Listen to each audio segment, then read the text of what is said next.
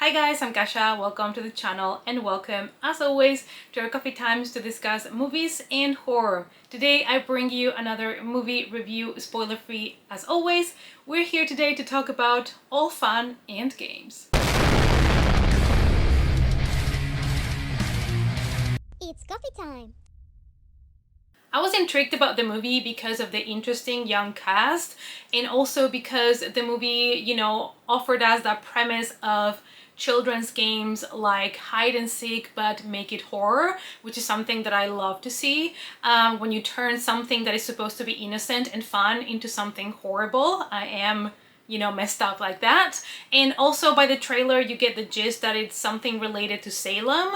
And so I was excited to see what they were gonna do with it. I've watched it and I'm here to talk about it. A group of Salem teens discover a cursed knife in the woods and they unleash a malevolent demon. The demon forces them to play gruesome, deadly versions of childhood games where there can be no winners, only survivors.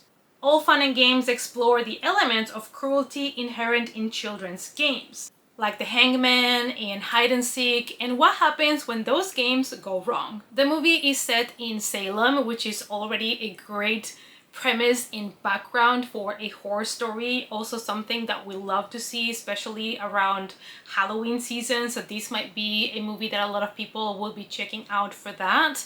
And it features a cursed knife. The knife says, "I will play, I won't quit," and whoever plays with this knife and starts a game, basically you have to play the game until you either win or you lose. The only thing is, if you lose, you also die. Our main characters is a group of teenagers that are also taking care of a younger sibling, so they're kind of babysitting, but the night goes terribly wrong when one of them finds this knife and starts to play the games. The movie has one of those tropes that we have seen exploited over and over again, and that is a cursed object that was, supposed to be buried forever or destroyed, but somehow it ends up in the hands of teenagers that use it. We have our group of siblings, which are kind of like the more main characters, the ones that we do get a lot more character depth from. And then we have a set of kind of like friends that tag along, that they are mostly there to get a higher body count. So they are the expendables. The young cast gave their all and they did deliver some good performances, but there were other elements in the film that were against them. So Butterfield's performance was my favorite one. He is one of the ones that decides to play this game with this demon, and when you play the game, you know that you're going to be together with this evil either until you win or you lose and die. And his performance, while he was the one playing with the evil, I thought was the best one of the whole film. I think he did bring a lot of layers to his character, even though, as I said, the pacing and other things in the film didn't quite help. There's a lot of things in this movie that felt a little bit like unexplained or thinly written. There is always this question of, when people are in danger, especially children, teenagers, why don't they ask for help? Why don't they try to get to someone to help them instead of just, watching everybody die? But in this film, the parents take their phones away before they leave. Like, why would you take the phone away from the only people that are taking care of your children, the babysitter, your own children? If you're gonna be away, how are you gonna communicate with them? What if something happens and they need to call someone? Like, it just didn't make sense. Also, nobody questions this knife.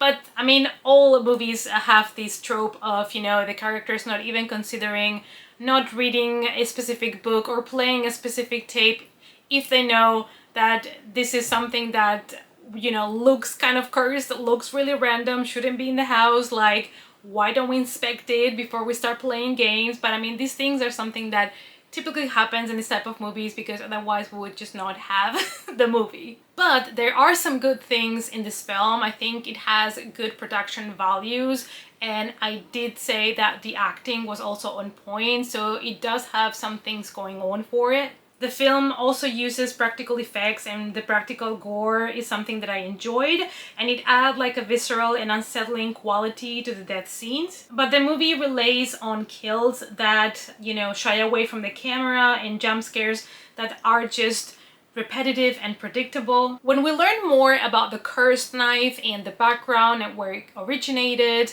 I feel like it's something that it starts to get super repetitive. Like the movie already starts kind of letting you know what happened at Salem and why we have now this cursed knife.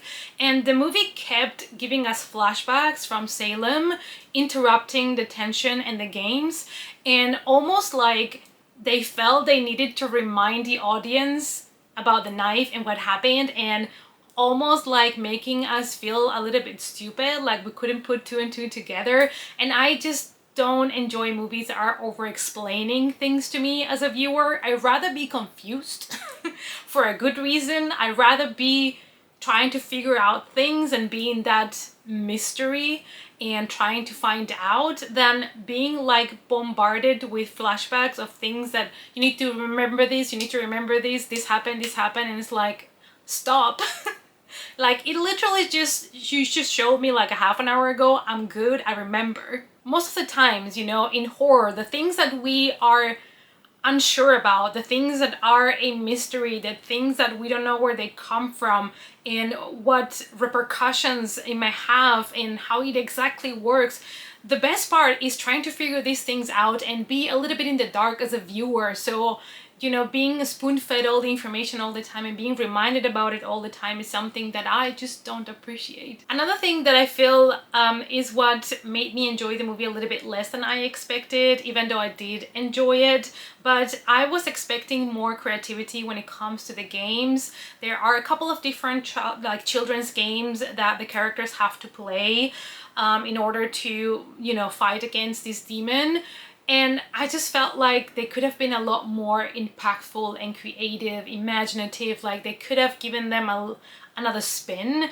So I was a little bit underwhelmed in the way that they presented the games. At the end of the day, I gave this movie a 2 out of 5. I think that the background setting in Salem was interesting, together with the story of where this cursed knife came from, but it was lacking good storytelling. When it comes to the horror, even though some practical effects I did enjoy, I think that they had many misfires, and also they have repetitive and predictable jump scares. I think if you're a fan of the supernatural and you love stories about demons and possessions and stuff like that in games, you might enjoy this one, especially if you, like me, love to see children's games turn into evil. But if there is a movie this year that has excelled in that, has been Talk to Me, and it's really hard now to not judge this movie based on that, because it's also a game, perhaps not a children's game, but the way that that was done and presented and the uniqueness of the film, it's making hard for me to love the games in this film. I think this movie had a lot of potential, and in a lot of places it was unfulfilled, but like I said, the acting was on point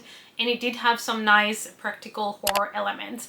Anyway, you guys, this was my spoiler-free review of All Fun and Games. Let me know down below if you have checked the movie, if you are considering watching it, what you thought of it, all of those good things in the comments down below. Thank you guys as always so much for watching, and I hope to see you all in our next coffee time. Bye!